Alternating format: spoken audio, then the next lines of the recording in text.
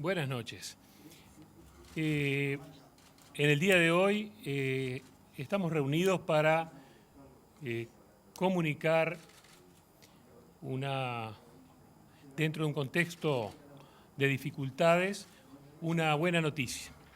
Y esa buena noticia es que aquellos trabajadores que entre el 1 de agosto y el 31 de octubre pierdan la cobertura FONASA, se les mantendrá la cobertura médica tanto al personal activo como a sus familiares a cargo durante 3 meses a partir de la fecha en que se genere esa pérdida. Es decir, que esto va destinado a aquellos trabajadores que perdieron el vínculo laboral y ya se les acabe entre el 1 de agosto y el 31 de octubre el seguro de paro o seguro de desempleo, o que fueron despedidos y en esa fecha, entre el 1 de agosto y el 31 de octubre, no les corresponda ya más la cobertura por FONASA. Por supuesto que podrán acceder a aquellos que no estén cubiertos por mecanismos de otra naturaleza, como por ejemplo cobertura a través de su cónyuge. Esto pensamos que es una buena señal visto desde 4 puntos de vista, o 3 puntos de vista por lo menos. En primer lugar, asegurar la continuidad de la asistencia médica en su prestador, tanto para el activo, para la persona que está afiliada al FONASA, como para su familia.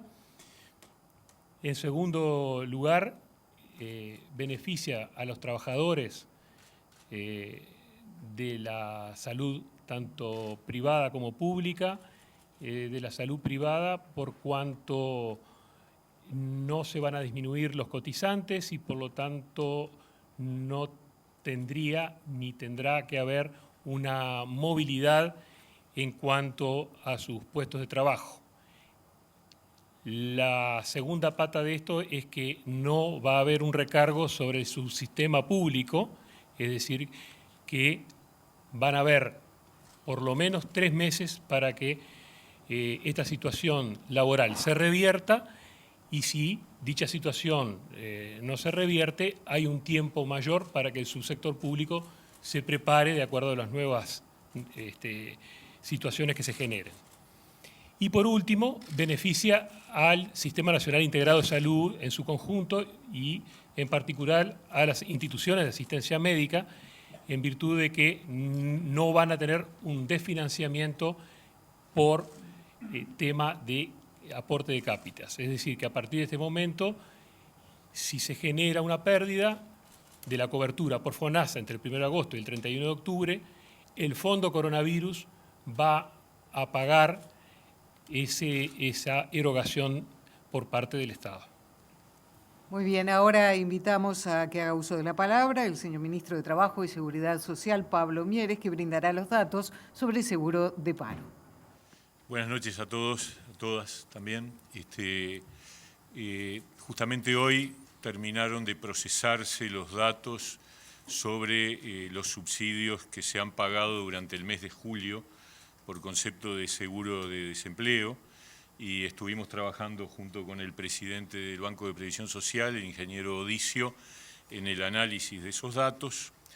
La información indica que se ha dado una nueva reducción de la cantidad de trabajadores que están en seguro de paro, estableciéndose en este mes, en el mes de julio, se pagaron 147.000 subsidios, es decir, hay 147.000 trabajadores en seguro de paro. Esto representa 30.000 menos que el mes pasado. Entonces, si vemos la secuencia de la cobertura por seguro de paro, en abril y mayo estuvo en el orden de los 190 y pico de mil, una continuidad en ese número. Luego, en junio bajó a 177.000 y ahora se registra el número de 147.000. Por cierto, sigue siendo un número muy elevado, pero obviamente hay una tendencia a la reducción que va en línea con el proceso de reactivación económica que estamos observando.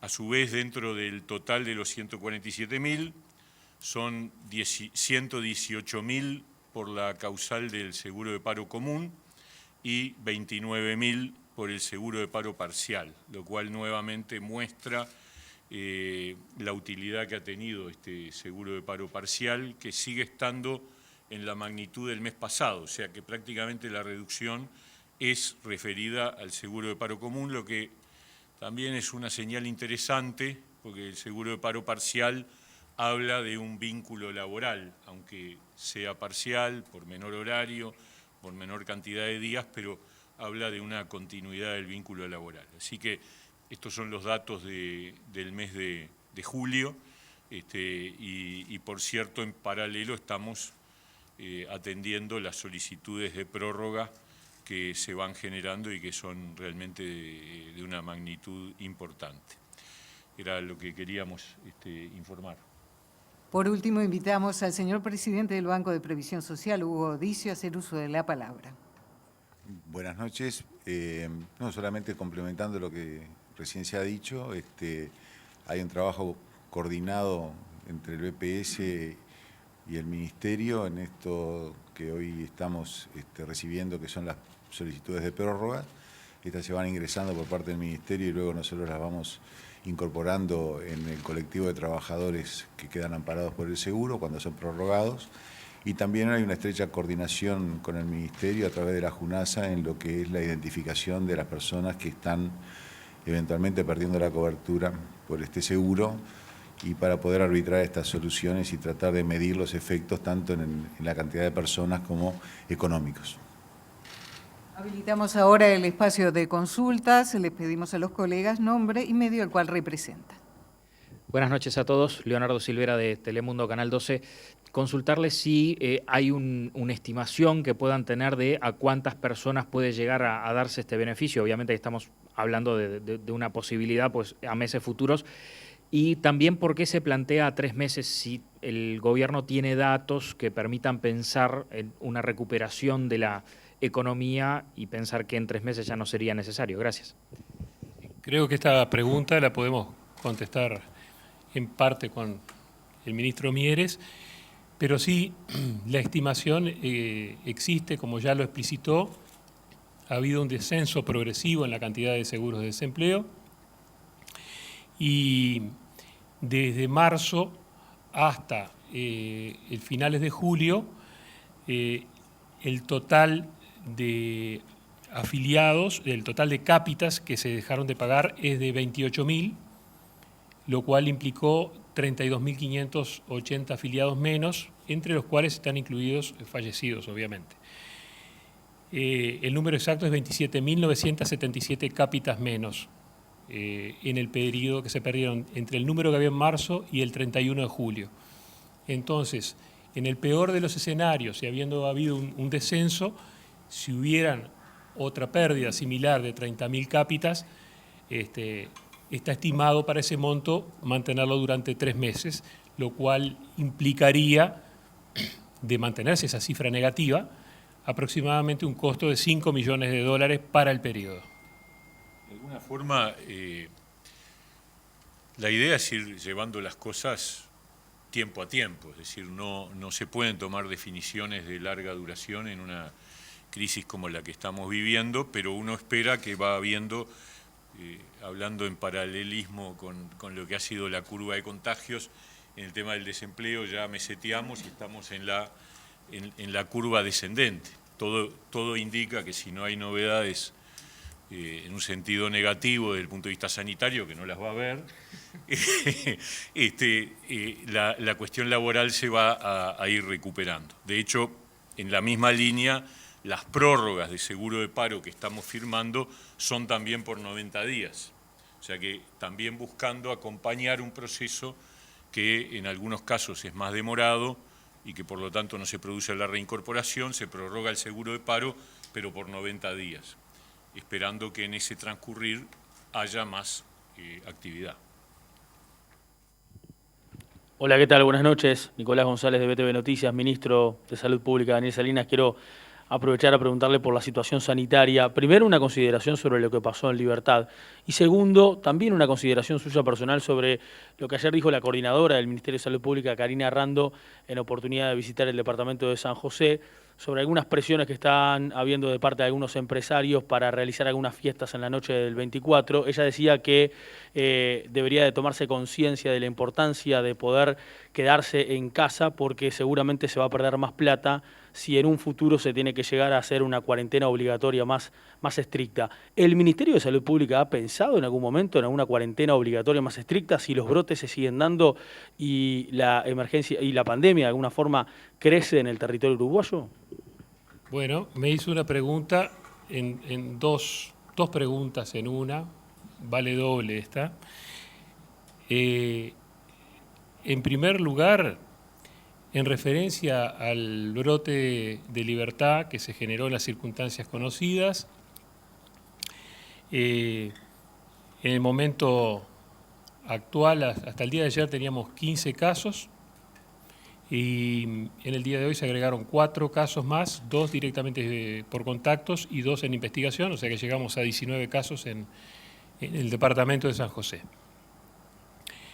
Es bueno señalar el tema de siempre tratar de mantener el tema del distanciamiento físico-social, el uso de la mascarilla, aún en reuniones familiares, y sobre todo cuando hay una noción de riesgo de contacto con zonas endémicas como la frontera. O sea que en ese sentido no quiero abundar sobre lo que ya se dijo, simplemente que lo que se dijo dijo en el contexto de la investigación epidemiológica, es decir, cuando se hace el llamado telefónico se pregunta a las personas cómo estuvo, en qué circunstancias, de qué manera fueron las reuniones, si las personas usaban protección o no usaban protección, simplemente tratar de saber esa noción. Y bueno, dentro del total de más de 160 personas que fueron cuarentenadas y que fueron testeadas, yo creo que estamos cerca de las 140 personas testeadas, 19 han resultado positivas de este brote hasta el momento y mañana quedan algunas más por hisopar, pero la mayor parte fueron ya cuarentenadas e hisopadas. Es decir, que pensamos que este brote es un brote pequeño, pero es un brote que hay que mantenerlo, como todos los brotes, bajo control sanitario. En segundo lugar, con respecto a la Noche de la Nostalgia, vamos a hablar directamente sobre la Noche de la Nostalgia, una gran tradición uruguaya que genera innumerables reuniones a lo largo y a lo ancho del país. Definitivamente no recomendamos que se realice en primer lugar, está prohibido cualquier tipo de aglomeración a nivel de fiestas, porque aún hoy fiestas de gran envergadura no están aceptados. Son actividades que hacen muy bien a la parte social. Todos desearíamos disfrutar de una noche de la nostalgia, pero yo diría que lo sensato y lo razonable es que este año pasemos de la noche de la nostalgia y tengamos nostalgia de la noche de la nostalgia. Porque se ha demostrado que hay un gran contagio dentro de ámbitos cerrados. Y en la noche de la nostalgia nadie va a pedir que se mantenga el distanciamiento físico-social porque es imposible. Entonces, aquellos que tienen clubes o tienen empresas o tienen organizaciones, eventos que están llamando a esta noche de la nostalgia, los llamamos a que recapaciten y que rebobinen. No es este el momento. Recordemos el origen de los casos en Uruguay, que a pesar de que hubieron 3 vectores, se dio en un evento social con una cantidad numerosa de personas. Y eso generó un brote que llegamos hasta 300 solo con un evento social. Imagínense multiplicado por innumerables eventos sociales, sabiendo hoy, porque en aquel momento no había ningún caso además. Y hoy sí sabemos que en Montevideo, al día de ayer, en Montevideo solamente había 107 casos y sumamos 9 hoy, no digo cuántos quedaron activos hoy en Montevideo, pero digo, si hay 9 casos nuevos, 8 vinculados a contacto, es decir, hay una centena de casos en Montevideo, más alguno que pueda estar asintomático, más alguno que esté aislado, y de alguna manera, a partir de si un caso en Libertad hicimos 25 y contando, 19 y contando, a partir de 100 casos en Montevideo podemos hacer muchísimos más. Entonces, llamamos a la cordura en ese sentido, exhortamos a que no se realicen, exhortamos a que si van a hacer algún tipo de celebración sea exclusivamente familiar, pequeña y con mantenimiento de la distancia social y con tapaboca, pero que no se hagan fiestas numerosas en este 24 de agosto, porque va a ser realmente un problema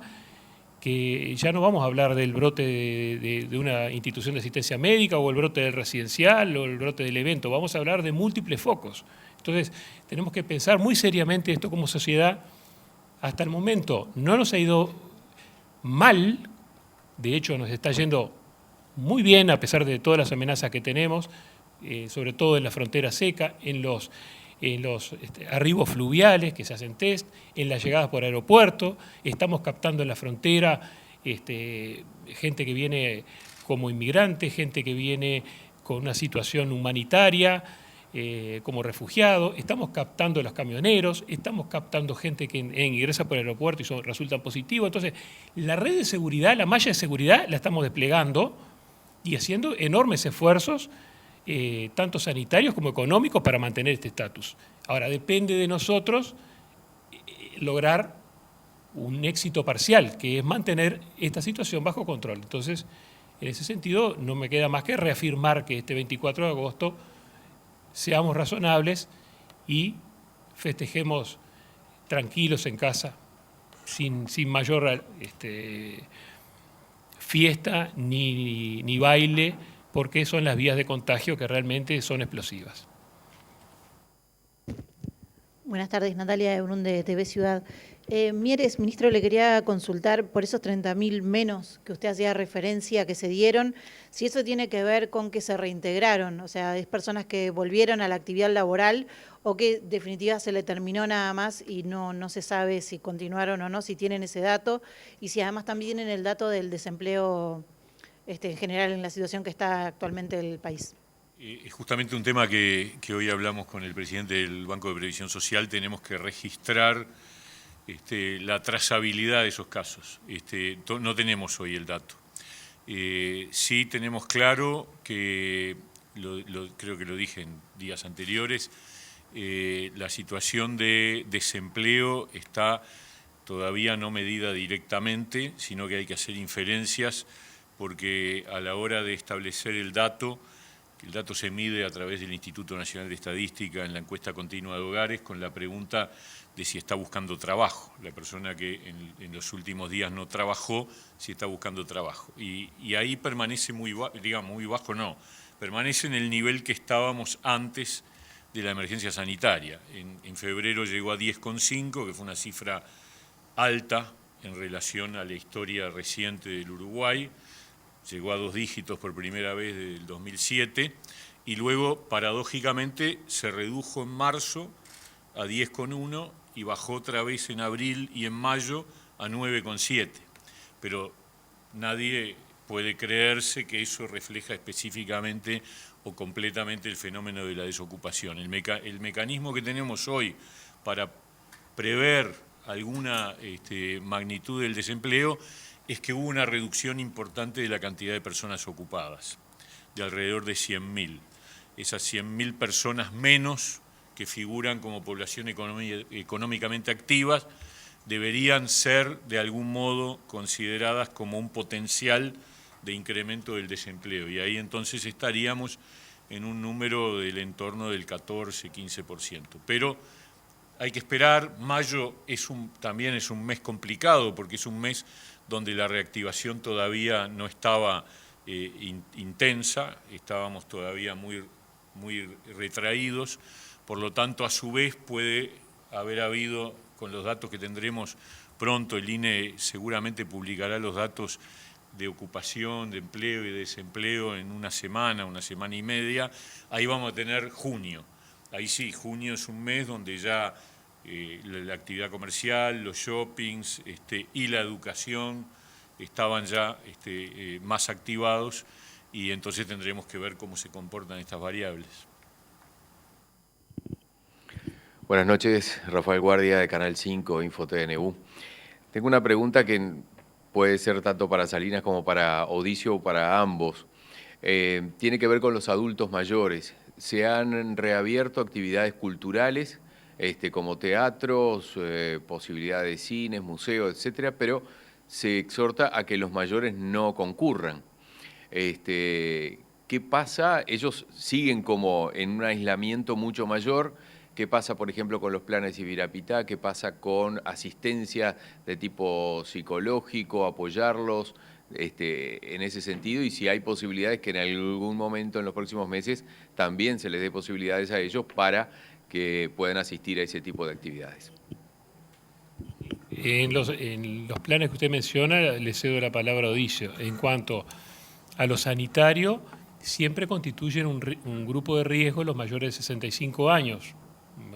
Por tal motivo, aún hoy persiste la exhortación a no concurrir a trabajar y en lo posible a exponerse en lo mínimo posible a actividades en lugares cerrados. Si bien que se han tomado las máximas garantías en cuanto al aforo, a la distancia, a la toma de temperatura y demás, sigue siendo un grupo de riesgo. Hay que ver que solamente a nivel estadístico, mientras que la mortalidad está en torno del 3% global, quiero fijárselo para no errarle al número exactamente, acá lo tengo, mientras que la letalidad, para hablar bien, está en un 2,87%, es decir, de las personas totales que hemos tenido hasta ahora enfermas, solo 2,87% han fallecido. Es cierto que en mayores de 75 eso aumenta hasta un 15% y en mayores de 65 un 11%. Entonces, no es lo mismo la mortalidad en menores de 35 años que en mayores de 65 años. El riesgo edad es un factor determinante y un factor de riesgo para ingreso a CTI y para riesgo de letalidad. La mortalidad global sí es una mortalidad baja, que está en torno del 0,99 cada 100.000 habitantes en Uruguay, es de las más bajas que hay. Pero considerando los datos, como decimos hasta ahora, los 37 fallecidos que están bajo el estudio de esa comisión especial del estudio de la causa de muerte. Por lo tanto, sí se mantiene la exhortación a que en lo posible se mantengan lejos de actividades de riesgo, en lugares cerrados con poca aireación. Respecto a lo que se mencionaba de la potencialidad del plan Ibirapitá para justamente mitigar los efectos del aislamiento de las personas mayores, ya ha trascendido que estamos en un proceso de negociación con el plan Ceibal para tener la transferencia al BPS de la gestión del plan Ibirapitá. En el pico, digamos, de utilización en los últimos meses, que fue con la campaña de vacunación, solamente 90.000 usuarios de los 250.000 que figuran en el plan hicieron uso de la tableta. Estamos viendo que cerca del 50% de los usuarios utilizan un smartphone y no la tableta del plan. Y lo que nosotros estamos viendo esto no ya centrados en el dispositivo, sino en una comunidad de adultos que hoy el principal problema que tienen, además del aislamiento, es la soledad. El problema de la soledad ya venía de tiempo atrás. Y vemos en el plan Ibirapitá una comunidad que le da un potencial al instrumento de vivir más conectados, pero ya no un enfoque centrado en el dispositivo, sino en el carácter de convivencia a través de los nuevos medios que permiten la comunicación. Entonces, estamos en un proceso de negociación. Es complejo, hay aspectos, va del ámbito privado al ámbito público, es una gestión de una comunidad importante y estamos conversando con Antel para hacer todo un proyecto conjunto y ya en las próximas semanas habrá alguna novedad. Hay que recordar que persiste el decreto que para mayores de 65 años hasta el 31 de agosto están cubiertos por subsidio por enfermedad aquellos que son activos. Y de hecho, en los datos de julio hay unas 8.000, 9.000 personas que por efecto de cuarentena o edad mayor de 65 años están percibiendo el subsidio por enfermedad. Las autoridades responden la última consulta. Gracias. Leonardo Luzzi, de Telenoche 4. Al ministro Salinas, por el caso coronavirus, básicamente, porque hoy hubo casos, 2 trabajadores vinculados, tercerizados de UPM, en el shopping de Las Piedras, en la mutualista de Rivera, y quería la confirmación también, digo porque parece que es gente más joven la que se está contagiando ahora, del jardín de Libertad, parece que hay un caso en el liceo ahora también. Quería la confirmación suya, ministro, si ya la tiene. No le puedo confirmar ese caso del liceo, pero en Libertad evidentemente hubo este brote a punto de partida, ya conocido, ya fue referido por la prensa eso. El tema de Canelones, si fue en el shopping o no, yo no tengo el dato, porque seguramente es un dato, como digo yo, el WhatsApp viaja más rápido que los datos que le llegan al ministro, entonces ese dato no lo tengo. El dato de UPM sí lo tengo, es un trabajador que contagió un segundo trabajador y realizó una reunión entre UPM, el ZUNCA y autoridades del Ministerio de Salud Pública a los efectos de ordenar las medidas de cuarentena y de testado en el momento oportuno. Mientras tanto, quedan cuarentenados 45 operarios de UPM y pensamos que esta situación estaba bajo control. Evidentemente que todas las situaciones hay que tener el máximo de alerta y por eso es que exhortamos a que no repetir errores, digamos, ¿no? Es decir, uno tiene que utilizar la mascarilla facial que tape la nariz y la boca, tiene que mantener el distanciamiento físico-social y evitar todas aquellas actividades que son en áreas cerradas con escasa aireación. Y bueno, y maximizar las medidas de higiene. O sea, eso es la mejor vacuna que tenemos hasta el momento y cuando llegue la vacuna será en otra oportunidad y estaremos hablando de otra realidad. Pero por el momento las vacunas que tenemos son las que el grupo asesor consultivo ya ha dicho y que las volvimos a repetir ahora. Es decir, no hay otra vacuna, no hay otra solución y por eso exhortamos a que la ciudadanía que hasta el momento ha sido responsable se mantenga responsable. Después, usted hacía referencia al tema de las edades. Le voy a decir, nosotros estamos publicando los informes completos epidemiológicos y el grupo de mayor prevalencia está entre los 25 y los 44 años, 25 y 34 años, o sea que sean jóvenes no es una novedad, sino que es un dato estadístico epidemiológico. Lo que sí ocurre es que no hemos tenido ningún menor de 25 años internado. Eso también es un hecho. Y el otro hecho es que si bien tenemos niños en el jardín de infantes y en alguna escuela o en algún liceo, como usted me dice ahora o me notifica ahora, los niños pequeños tienen escasa capacidad de infectividad y de contagiosidad y el grupo asesor consultivo honorario en el conjunto de profesionales elevó un informe oportunamente que yo leí detenidamente donde hay una